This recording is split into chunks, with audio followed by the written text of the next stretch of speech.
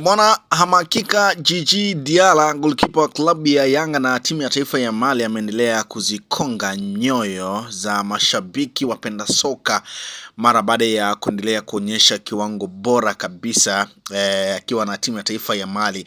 Bwana, ni mchezo wake wa pili Mali ikitoa sare. Tunafahamu mchezo wa kwanza kwenye kundi walicheza dhidi ya Zambia na mchezo katamatika kwa sare ya goli 1-1, goli la dakika za jioni la Zambia, lakini bado ubora wa Djigui Diarra ukaendelea kuonekana kwenye mchezo huu ambao walitoa sare ya goli 1-1.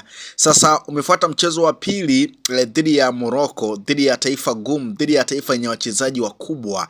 Bwana, Mali golini akiwa Djigui Diarra inatoa sare mbele ya umati mkubwa wa mashabiki wa timu ya taifa ya Morocco, na Mali wanambulia alama moja mara baada ya sare ya goli 1-1, lakini bado pia Djigui Diarra anaendelea kuonekana shujaa kwenye michezo yote, na hususan kwenye mchezo dhidi ya Morocco mara baada ya kuifanikisha Morocco kuchuma alama moja dhidi ya Morocco ambao ndio wenyeji wa michuano hiyo. Bwana, tulishuhudia dakika za mwishoni kabisa Djigui Diarra mara baada ya beki wake Koulibaly kutaka kujifunga mara baada ya kurudisha mpira kwa Djigui Diarra, lakini uimara na uzoefu ulifanya timu ya taifa ya Mali kuendelea kusalia na goli hilo mara baada ya Djigui Diarra kuweza kuokoa mpira ambao pengine singekuwa uhodari wake tulikuwa tunazungumza mengine kabisa dakika za jioni.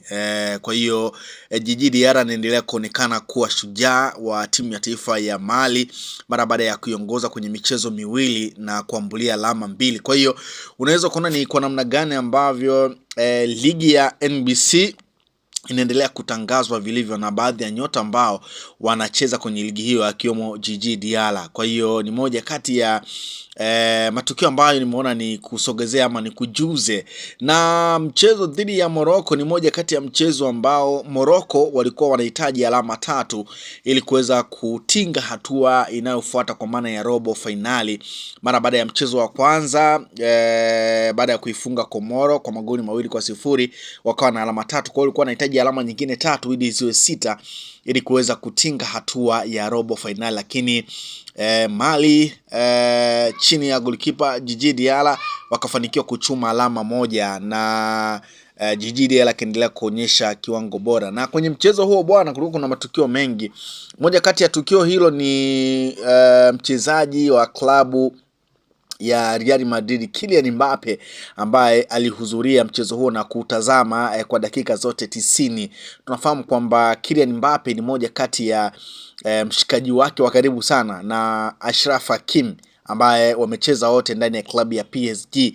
Kwa hiyo Kylian Mbappe alikuwa miongoni mwa watazamaji wa mchezo huo akiwa amevalia jezi namba 2 ya Achraf Hakimi ambaye anacheza timu ya taifa ya Morocco. Kwa hiyo ule uhodari wa Djigui Diarra kwenye dakika zote 90 basi pia Kylian Mbappe aliushuhudia na kuweza kuona, na pengine huenda kuna mambo ambayo pengine aliweza kuzungumza, hatujui nini ambacho alikizungumza pengine kuhusiana na golikipa wa Djigui Diarra, lakini tunafahamu kwamba goli la timu ya taifa ya Morocco lilifungwa na Ibrahim Diaz. Huyu ni nyota wa klabu ya Real Madrid, lakini pia amepita ndani ya klabu ya Manchester City.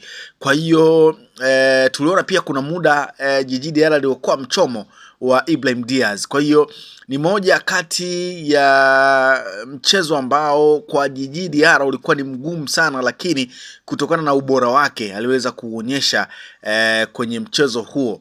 Wana alikutana na nyota wengi wakina Kabi, moja kati ya nyota ambaye alifunga mchezo wa kwanza goli ya acrobatic kama nakumbuka dhidi ya Komoro, lakini kwa Djigui Diarra kuweza kufua dafu, na miongoni mwa michomo ambayo iliweza kuokolewa ilikuwa pia ni ya Kabi. Kwa hiyo ni moja kati ya mchezo ambao kongole ziende kwa Djigui Diarra, goalkeeper wa timu ya taifa ya Mali, mara baada ya kufanya saves ambazo pengine singekuwa umahiri wake tulikuwa tunazungumza mambo mengine kwenye mchezo huo. Kwa hiyo ni moja kati ya matukio ambayo yalitokea kwenye mchezo huo ambao ulikuwa ni wavuta ni kuvute, mchezo ambao ulikuwa ni mgumu sana kwa pande zote mbili, kwa sababu kitazama magoli yote ambayo yalifungwa kwenye mchezo huo ni magoli ya penati. Ibrahim Diaz wa timu ya taifa ya Morocco akifunga kwa mkwaju wa penati,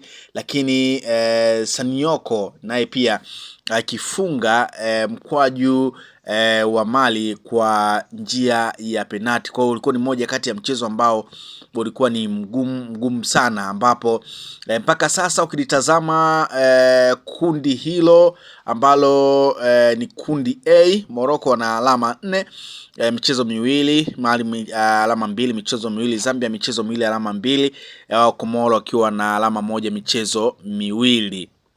Kwa hiyo unaweza kuona ni kwa namna gani ambavyo mchezo ulivyokuwa. Kwa hiyo goli la Mali lenyewe lilifungwa na Sinayoko kwa penalti dakika 64 na Ibrahim Diaz na akifunga goli kwa njia ya penalti dakika 45. Kwa hiyo ni moja kati ya mchezo ambao ulikuwa ni mgumu sana, lakini kubwa zaidi tunautazama umahiri wa Djigui Diarra, na tumeona pia kupitia kwenye ukurasa wa klabu ya Yanga. Yanga bwana wamempa kongole na kumpongeza goalkeeper wao nambari 1 Djigui Diarra kwa kazi kuu ambayo ameendelea kuifanya huko nchini Morocco kwenye michezo hiyo.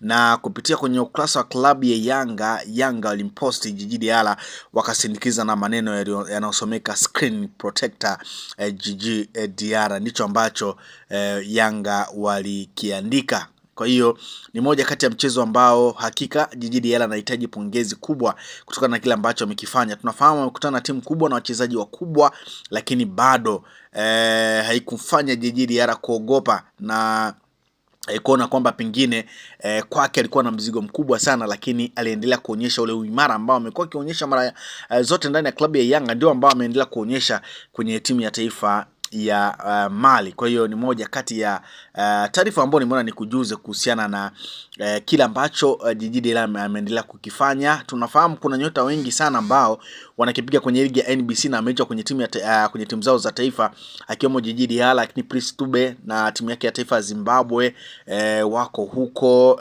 na wachezaji wengi wakina Steven Mkwala wako kwenye timu yao ya taifa ya Uganda, Harid Aucho na wengine wengi.